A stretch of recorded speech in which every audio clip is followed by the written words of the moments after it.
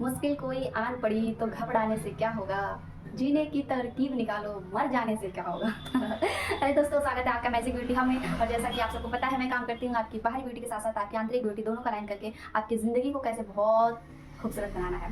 ठीक है, तो आज हम बात करने वाले हैं ना कि इंसानों को पहचानना कितना मुश्किल काम है और लोग कितना उलझ गए हैं इन चीज़ों को लेके। ये मतलब ये प्रॉब्लम इतनी जेन्युइन हो चुकी है ना कि हर एक दूसरे इंसान को यही समस्या है कि उसने मेरे साथ बुरा कर दिया, उसने मेरे साथ ये कर दिया, मेरे रिश्तेदार नहीं अच्छे हैं, मेरे कलीग्स अच्छे नहीं हैं, मेरा पार्टनर नहीं अच्छा है, मेरे दोस्त नहीं अच्छे हैं, मेरे मतलब बहुत सारे लोगों के ये प्रॉब्लम्स हैं कि उनके अलावा बाकी सब उनके साथ बुरा कर देता है, वो बहुत अच्छे रहते हैं। तो आज हम इस टॉपिक पे बात करने वाले हैं।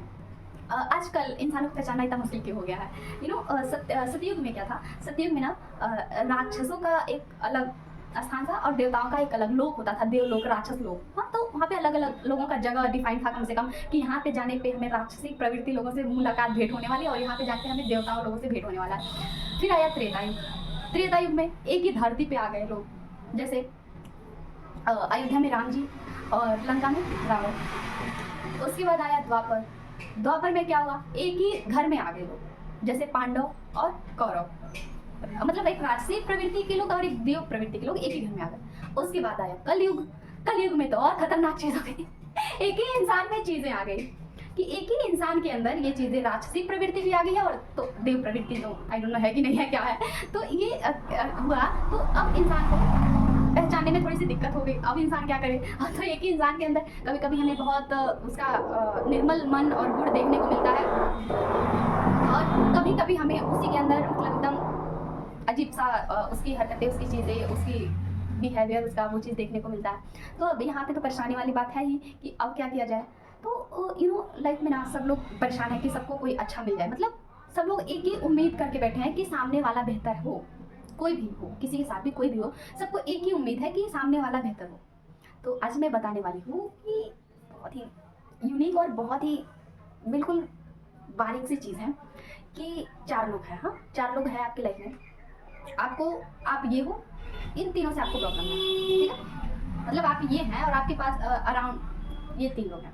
अब आपको दिक्कत है कि इसने मेरे साथ नहीं अच्छा किया, उसने मेरे साथ अच्छा नहीं किया, मुझे अच्छा चाहिए, ये वो जो भी समस्या है आपकी। ठीक है, तो आप एक रिस्पॉन्सिबिलिटी लेके देखो, एक जिम्मेदारी ले लो आप खुद आज कि हमारे साथ चाहे कोई भी कुछ भी हो, जैसा भी बाहरी दुनिया चाहे जैसी भी हो, हमें ना अपने लाइफ में ग्रोथ करना है।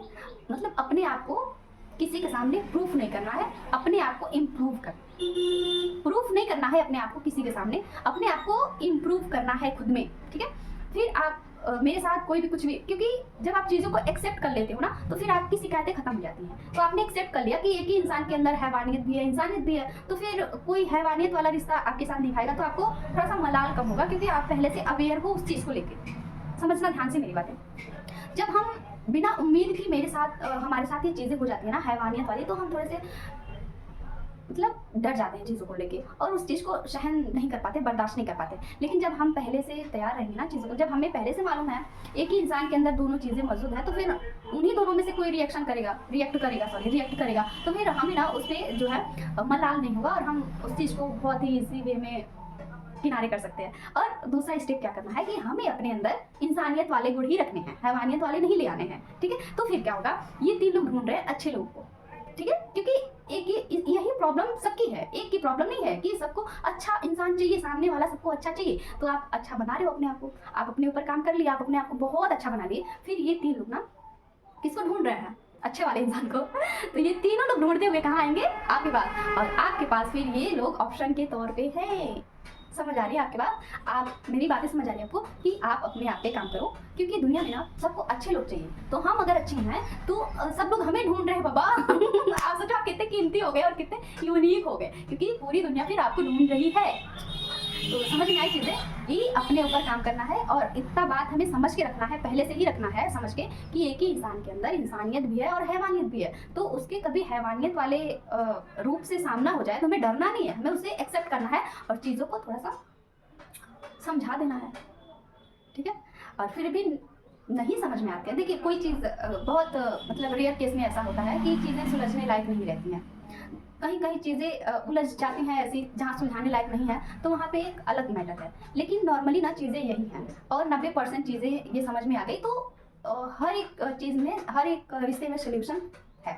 ठीक है, जब आप अवेयर हो जाएंगे चीज़ों को लेके, तो फिर आपको सोल्यूशन के लिए बहुत ज़्यादा इधर उधर नहीं ढूंढना पड़ेगा, आपको परेशान नहीं होना पड़ेगा, क्योंकि आपको चीज़ें पता है, आपको प्रॉब्लम पता है, उसका सोल्यूशन पता है। ठीक है, तो आज से क्या करना है, अपने आप को बेहतरीन बनाना है।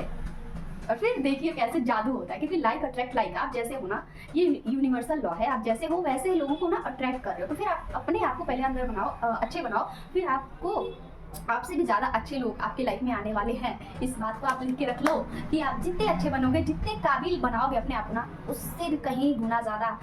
लेकिन सरेंडर भाव से बनाना है, कि मतलब ये नहीं कि हमको खूब अच्छा बनना है किसी के लिए, या फिर ये सारी चीज़ों से बाहर आके बस अपने ऊपर काम करना है। एंड अमेजिंग चीज़ें होंगी आपके साथ, आप विश्वास नहीं कर पाओगे कि आपके साथ चीज़ें कैसे हो रही हैं और क्या हो रहा है। फिर पूरा यूनिवर्स, पूरा ब्रह्मांड आपके लिए काम करने वाला है और आपको बेहतरीन चीज़ें देने वाला है। बस आपको सरेंडर भाव से, विश्वास के साथ अपने ऊपर काम करना है और सब कुछ छोड़ देना है, बस अपने ऊपर काम करना है।